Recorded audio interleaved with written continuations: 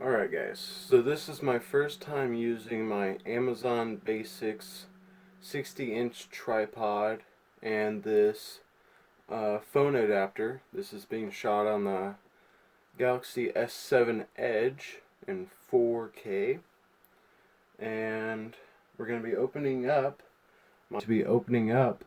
my power supply that I ordered um, to Wednesday. Today is Friday. And you guys will be able to tell what this is going to be once we get it opened up.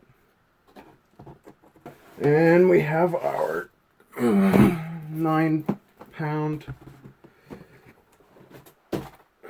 9 pound Seasonic 80 plus platinum 1000 watt prime platinum with the European Hardware Awards for 2017 Best PSU Series. Alright, go ahead and look around the box. So then there's some of the information, and that will also be on the side of the power supply. And then we got some information here on the back, but it's really just telling you how good it is. Alright, and then some of the cables that are included. Good, they keep that on there. Well, that makes a lot more sense. Alright, we finally got in. Alright, we got this nice feeling Ziploc bag. We got some zip ties in here. Some zip ties. Some screws to screw it into the case. A nice sticker. What else we got? Oh, some nice Velcro straps. Glad they included those, even though my case has them themselves. An adapter, or no, this is a jumper. It's nice to have, especially if you're doing water cooling, so you can prime the system of air. All right. We support gamers. Right. Nice booklet, user manual. Guessing that's quick installation guide. Now, one of the main reasons I went with this power supply was its efficiency and its 12-year warranty. Now, I was looking at EVGA to buy a power supply, 1000 watts as well, and I believe it had a 2, maybe 3-year warranty. And once I saw Seasonic had a 12-year warranty, I was just blown away. Not only does this have a 12-year warranty, but it has a higher hour life expectancy over the EVGA one. Now, I do own an 500 watt non-modular EVGA power supply, but since I've upgraded to my new system, I've never used it, besides on the older systems that I have laying around. So then this is a nice bag that we have our other bags of cables.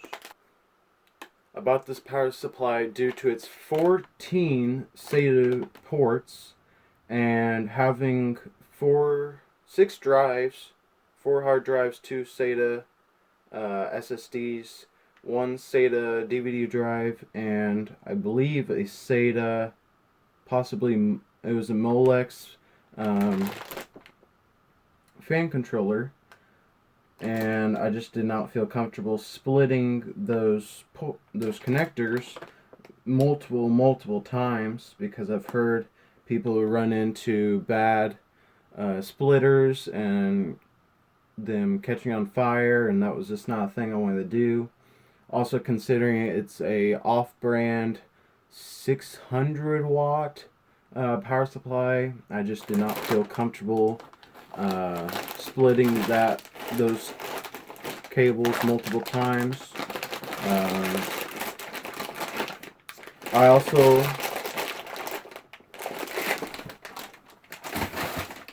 also chose this power supply due to its modularity.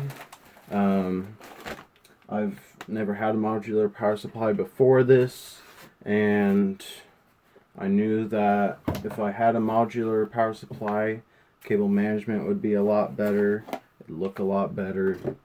I think the power supply I'm using right now also has ketchup and mustard cables, and these are all black, although they're not sleeved, but they're black, so they're alright. If I could ever figure out how to untie the power supply bag, we could look at the power supply. There we go. Very nice bag that they have, although it's kind of overkill, but I'm not complaining.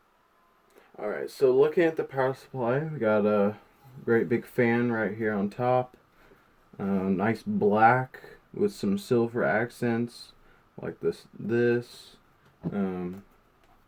It does have a hybrid mode. I haven't really read into what that means, but yeah, I don't know. Nice clicks. Upside down. Then we get to the good stuff. We got 1, 2, 3, 4, 5, 6 PCI and CPU connectors. You got your motherboard connectors. You got your 20 plus 4 and another, what is that? 2, 4, 6, 8, 10 for the motherboard power. We got 1, 2, 3, 4, 5 Molex, SATA, and IDE connectors.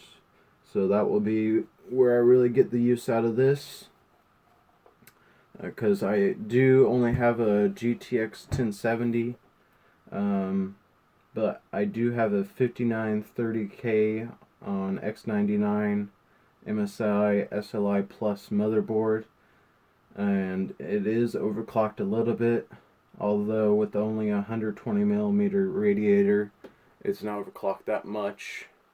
But in the future, once I get either custom water cooling or a 240 or a 280 rad, I'd overclock it some more possibly.